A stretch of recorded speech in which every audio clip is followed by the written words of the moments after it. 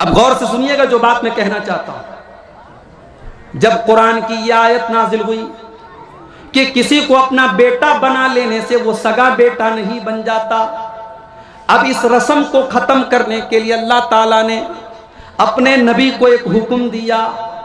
हुक्म ये दिया कि ऐ नबी, हजरत ज़ैनब रजी अल्लाह ताला अन्हा जो जैद की बीवी हैं, जब जैद अपनी बीवी को तलाक दे दें तो ऐ मोहम्मद सल्लल्लाहु अलैहि वसल्लम आप जैद की बीवी के साथ तलाक के बाद जब वो इद्दत पूरी कर ले तो आप उनसे निकाह कर लीजिए।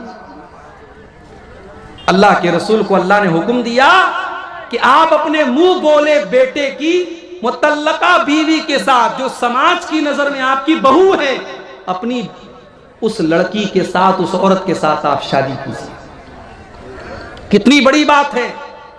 आज हमारे समाज में अगर ऐसी कोई रस्म हो और आपसे मैं कहूं कि इस रस्म को तोड़ दीजिए तो आपकी पेशानी पर बल पड़ जाएंगे, पसीना आ जाएगा आपको कि इतनी खतरनाक रस्म।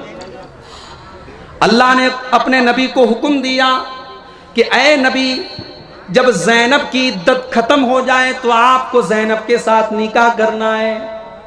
अल्लाह के नबी डर रहे थे कि मैं अगर ज़ैनब के साथ निकाह करूंगा तो समाज क्या कहेगा। लोग ये कहेंगे कि मोहम्मदुर रसूलुल्लाह ने अपनी बहू के साथ शादी कर ली, अपनी बहू के साथ निकाह कर लिया। बड़े गौर से सुनना मेरे प्यारे भाइयों, मोहम्मदुर रसूलुल्लाह ने कैसे रस्म रिवाज को खत्म किया है। अल्लाह के नबी सल्लल्लाहु अलैहि वसल्लम ने हजरत ज़ैनब के साथ जब निकाह किया, पूरे मक्का में एतराज होने लगा। लोग कहने लगे मोहम्मदुर रसूलुल्लाह ने अपनी बहू के साथ शादी कर ली। लोग कहने लगे सारे मुसलमानों को 4 शादी करने की इजाजत है, मोहम्मद सल्लल्लाहु अलैहि वसल्लम ने 5वीं शादी कर ली। लोग कहने लगे इन्होंने दूसरों के लिए अलग कानून बनाया और अपने लिए अलग कानून बनाया।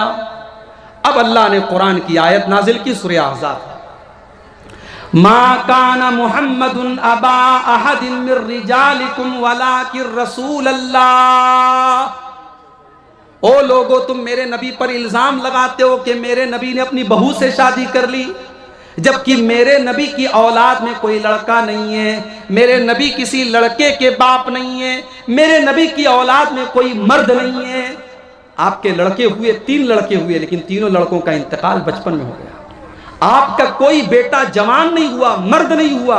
तो अल्लाह ने कहा कि मोहम्मद सल्लल्लाहु अलैहि वसल्लम जब किसी मर्द के बाप नहीं है, उनकी औलाद में कोई मर्द नहीं है, तो फिर उनकी बहू कहां से आ गई। लिहाजा तुम्हारा ये एतराज गलत है कि उन्होंने अपनी बहू के साथ। आप एक रस्म को तोड़ने को तैयार नहीं है। अल्लाह के नबी ने ऐसी रस्म को तोड़ा है, पूरा समाज आपका दुश्मन बन गया। मगर अल्लाह के रसूल ने हजरत ज़ैनब के साथ निकाह किया क्योंकि अल्लाह का हुक्म था। मेरे भाइयों, आप अगर अपने आप को अहले हदीस मानते हैं, कुरान और हदीस पर चलने वाला कहते हैं, तो रस्म और रिवाज की इन बेड़ियों को खत्म करो और शादी ब्याह को आसान करो।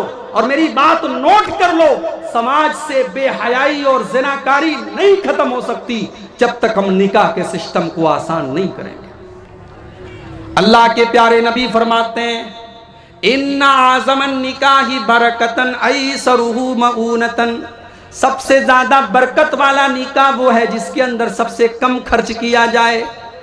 अल्लाह के नबी फरमाते हैं, इदा खतब इलैकुम मिम्मन तरज़ौन दीनहु व खुल्क़हु फज़व्विजूह। जब तुम्हारे लड़का या लड़की के लिए कोई अच्छा रिश्ता आ जाए, कोई दीनदार रिश्ता आ जाए, तो तुम शादी करने में देर न करो। इल्ला तफ़अलू, अगर तुम शादी वक्त पर नहीं करोगे, अगर अपने लड़का या लड़की की तुम शादी सही टाइम पर नहीं करोगे, तकुन फितनतुन फिल अर्दी व फसादुन अरीस, तो जमीन के अंदर फितना फैल जाएगा और जमीन के अंदर फसाद फैल जाएगा, जमीन के अंदर बिगाड़ फैल जाएगा।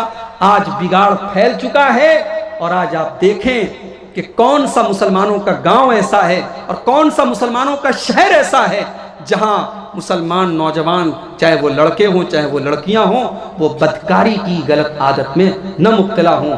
आज हमारे घरों तक बदकारी पहुंच चुकी है मेरे भाइयों, हमारे गांव और हमारे देहातों में बुराई पहुंच चुकी है। हम जब तक निकाह को आसान नहीं करेंगे बुराई खत्म नहीं हो सकती।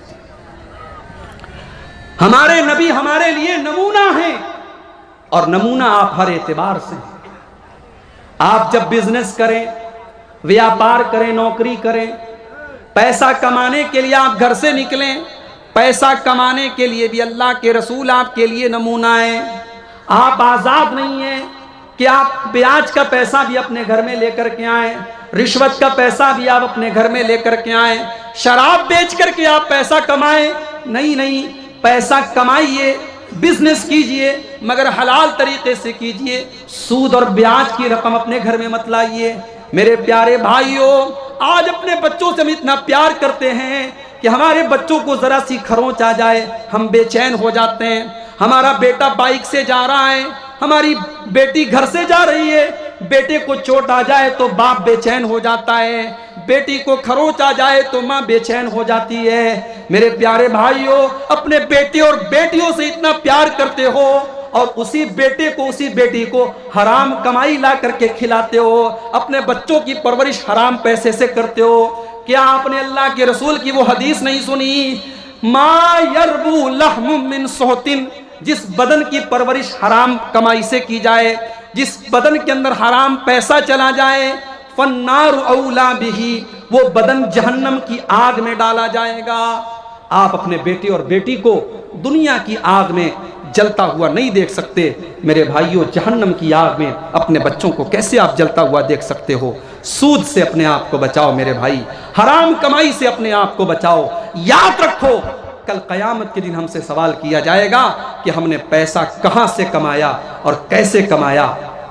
और ये क़यामत की निशानी भी अल्लाह के रसूल सल्लल्लाहु अलैहि वसल्लम ने बताई है कि याती अलन्नासी ज़मानुन ला युबालिल मर्उ मिन ऐना अखज़ल माल, कि एक ऐसा दौर भी आएगा जब लोग परवाह नहीं करेंगे कि पैसा हलाल तरीके से कमा रहे हैं या हराम तरीके से कमा रहे हैं। मुझे लोगों ने बताया कि इस इलाके में सूद का रिवाज भी बहुत तेजी से बढ़ रहा है। लोग सूद की रकम खा रहे हैं और उसको सूद समझ भी नहीं रहे हैं। मेरे भाइयों, सूद सूद है, ब्याज ब्याज है।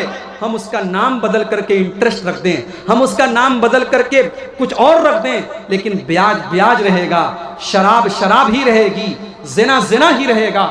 नाम बदल देने से कोई हराम चीज़ हलाल नहीं हो जाती। तो अल्लाह ने फरमाया, लक़द कान लकुम फ़ी रसूलिल्लाहि उस्वतुन हसना, तुम्हारे लिए अल्लाह के रसूल की ज़िंदगी बेहतरीन नमूना है। हमें और आपको आज इस पहलू पर गौर करने की ज़रूरत है कि हमारे नबी क्या सिर्फ नमाज में हमारे लिए नमूना है, क्या सिर्फ रोज़ा में हमारे लिए नमूना है? जी नहीं, हमारे रसूल अकरम सल्लल्लाहु अलैहि वसल्लम ज़िंदगी के तमाम मामलात में हमारे लिए नमूना है।